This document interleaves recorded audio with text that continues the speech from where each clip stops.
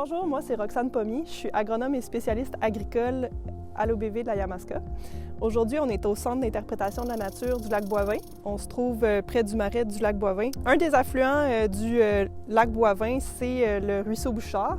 Donc la problématique qu'on a aujourd'hui, un des enjeux, c'est lié avec le taux de phosphore qu'on retrouve dans le ruisseau Bouchard. Selon une étude qui a été réalisée par l'IRDA en 2018, la charge spécifique en phosphore pour le ruisseau Bouchard, qui est exprimée par rapport à la superficie du bassin, était de 0,92 kg de phosphore par hectare par année. Ça, c'est le double de ce qui est retrouvé dans le ruisseau Ostigui puis la rivière Yamaska Nord, qui sont deux cours d'eau qu'on retrouve dans le bassin versant du lac Boivin. Donc, dans le cours d'eau Bouchard, il y a une portion du bassin versant qui est agricole.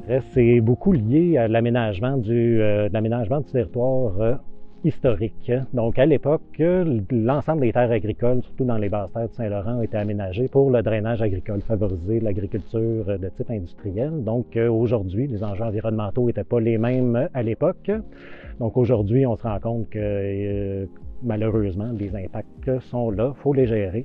Ici, on a le cours d'eau Bouchard derrière nous qui fait partie du grand bassin versant du lac Boivin. Donc, comme il y a des enjeux de qualité de l'eau qui sont liés à la protection de la source d'eau potable de la ville de Granby, donc qui est le lac Boivin en bonne partie.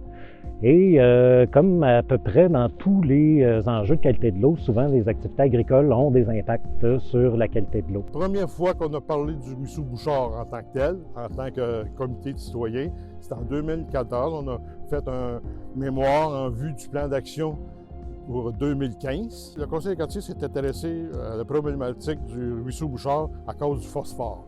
Et l'autre problème, c'était le problème de sédimentation. Il était un des cours d'eau les plus problématiques de la région. À partir du plan d'action du lac Boivin, on s'est dit, les membres du conseil, si on veut régler le problème, il faut aller en amont. Donc, en allant en amont, c'est quoi les sources? C'était le ruisseau Bouchard, le ruisseau Ostigui, puis le Yamaska Nord. Le ruisseau Bouchard est dans notre quartier, donc on se concentre sur cette problématique-là. Pourquoi est-ce qu'il y a plus de phosphore dans le ruisseau Bouchard? Bien, en fait, c'est en lien avec l'occupation du territoire, l'occupation du sol qui est agricole. C'est aussi en raison de la position du bassin versant qui est plus basse dans le paysage. Donc ça va favoriser le ruissellement des nutriments vers le cours d'eau, donc le phosphore qui va se retrouver directement dans le cours d'eau. On se préoccupe du phosphore dans les cours d'eau parce que plus il va y avoir de phosphore dans le cours d'eau, plus il va y avoir des risques d'eutrophisation, par exemple des lacs ou du lac Boivin. L'eutrophisation, c'est le vieillissement accéléré du cours d'eau.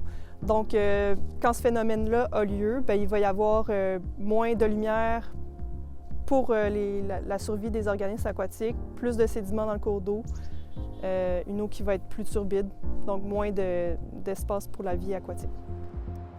La Ville a étudié pendant 3 ans en collaboration avec l'Institut de recherche et développement agro-environnement, l'IRDA, et l'OBV Yamaska. Donc, on a étudié les débits et les charges en nutriments qui proviennent du ruisseau Bouchard. Le ruisseau Bouchard est un affluent important du marais du Centre d'interprétation de la nature du lac Boivin, et on le sait que l'eau ensuite se déverse dans le lac Boivin, qui est un attrait naturel important pour la Ville. La qualité de l'eau nous préoccupe. Donc, en 2017, on a mis sur pied le projet collectif agricole du bassin versant du lac Boivin, en partenariat avec l'AMAPAC, entre autres.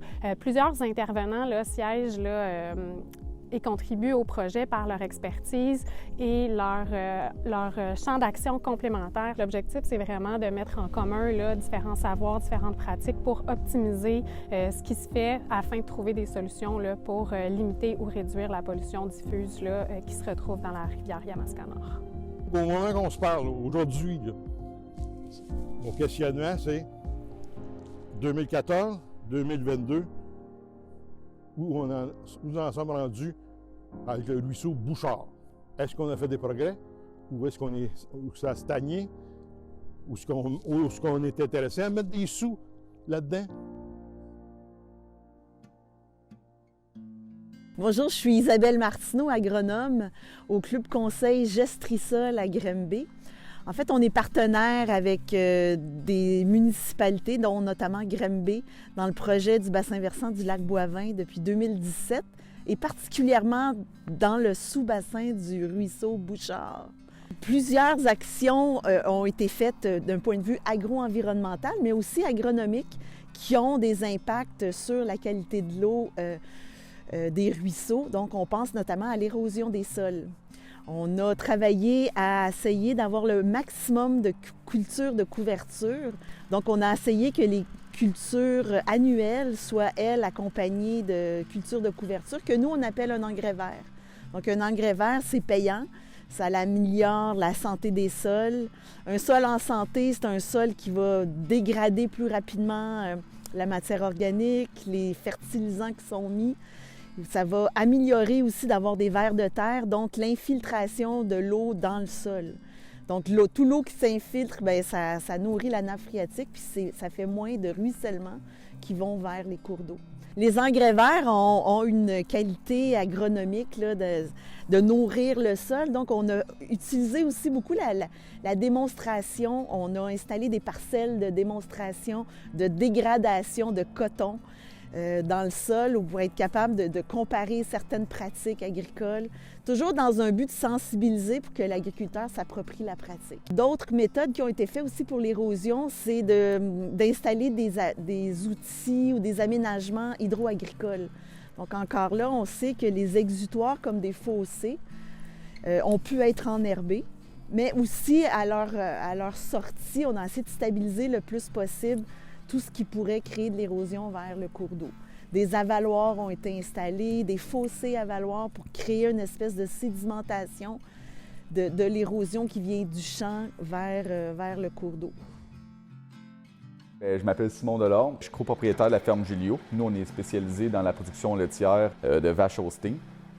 Présentement, on a autour de 350 têtes. On cultive autour de 300 acres de foin puis 50 acres de maïs qu'on a en culture. Nous, avec l'aide de Gestrisol, on a aménagé des bandes riveraines entre nous et le ruisseau Bouchard. C'est ce qui fait que quand on étend du fumier, bien, on est capable de respecter encore mieux les distances. Souvent, on va se garder encore 2-3 mètres de plus entre cette bande d'arbustes-là puis de gazon.